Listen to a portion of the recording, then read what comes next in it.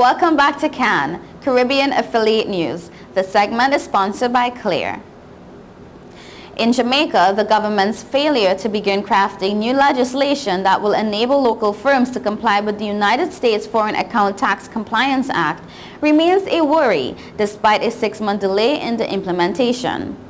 On Saturday, the U.S. Department of the Treasury and the Internal Revenue Service announced the delay in the implementation of the FATCA for Jamaica and the region. The law, which will require foreign financial institutions worldwide to provide U.S. authorities with information about the finances of American persons eligible to pay taxes, is now scheduled to take effect on July 1st of next year. While the Bank of America will act as the central authority for most financial houses, General Manager of Jamaica National Building Society, Earl Jarrett, told reporters his understanding is that Jamaica will have to develop some FATCA laws. These will set out how companies not regulated by the central bank should supply information to U.S. authorities. At the end of June, leaders from around the Caribbean region met in Nicaragua for the 8th Petrocaribe Summit. Created with the largest of Hugo Chavez, the cornerstone of Petrocaribe has been the discounted prices on oil sales granted by Venezuela to the Caribbean member states, along with favorable terms for repayment. Surprising to some was the fact that the terms of the Petrocaribe agreement were not addressed at this meeting, despite many rumors and suggestions that changes will have to be made following the death of Chavez and the economic problems Venezuela finds itself facing. Instead, the talks focus on economic integration and steps to be taken to fight poverty and hunger throughout the region. The omission of any details concerning the future of Petrocaribe should serve as a warning sign to those that have benefited from it that changes will be coming in the future. Caribbean nations who have come to rely on this special agreement to support their economies need to begin preparing for the financial reality of a moderation of the Petrocaribe agreement.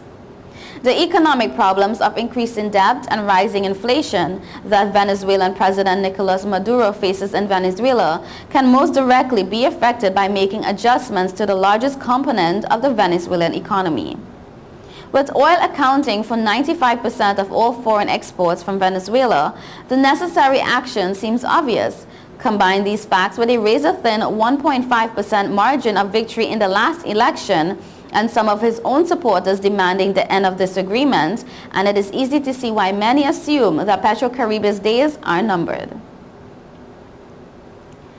A meeting of parliamentarians from around the region in Antigua and Barbuda later this month will see real examples of threats to Caribbean democracy ventilated.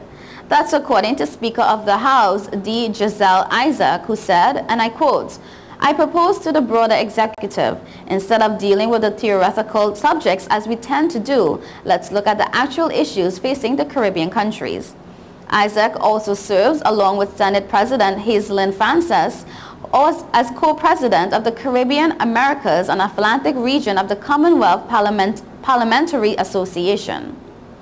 Guided by the theme, Challenges to Caribbean Democracy, Antigua will host from July 28th to August 2nd the association's 38th annual regional conference.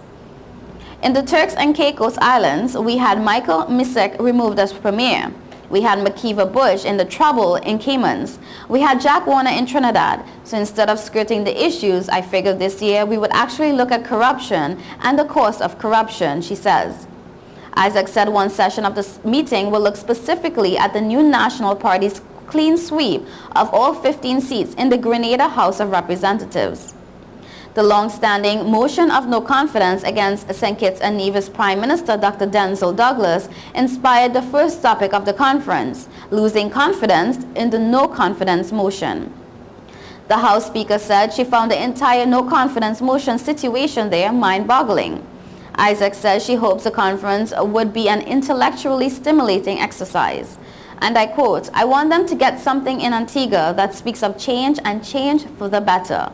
Other topics on the agenda are the arguments for and against devaluation, profit and loss, the cost of corruption, and how TVET education can save Caribbean economies.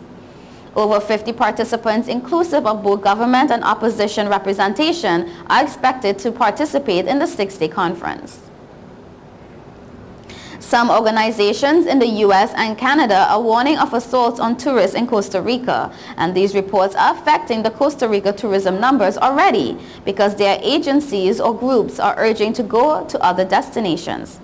The National Chamber of Tourism has the expectation that the situation will improve by the end of this year. Figures from the Civil Aviation Directorate indicate that tourism grew moderately to May this year compared to the same period last year. The total increase was 1.7% between the two periods. The lowest growth was in the Daniel Oduber Airport in Liberia, which hardly showed an increase of 0.8%, while the International Airport Juan Santa Maria recorded from January to May of 2013 against the same period in 2012 an increase of 8%. The president of Canatur, Isabel Vargas, said the flight suspension line Avianca TACA could have influenced these numbers, but that the most important point of influence comes from the bad image of the country is being given in other markets and isolated cases are inflated.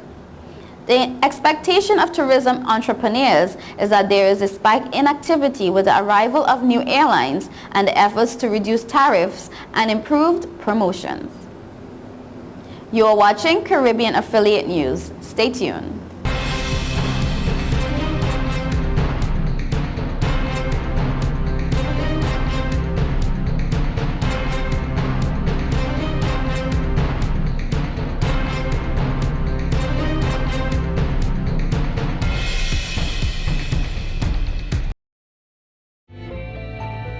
Million customers use Leica Mobile for affordable international mobile calls, connecting over 2.5 million mobile calls daily, helping our customers stay in touch with their loved ones, whether they be in Asia, Africa, Europe, or the rest of the world.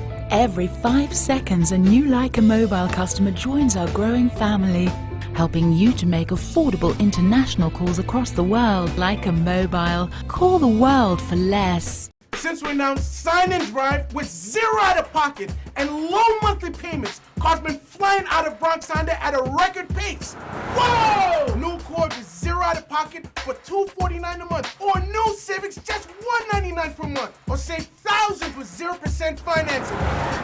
You never had to leave the Bronx to get the best price on the Honda. Bronx Honda guarantees the lowest price in the Bronx. Bronx Honda, East Tremont Avenue. Visit BronxHonda.com.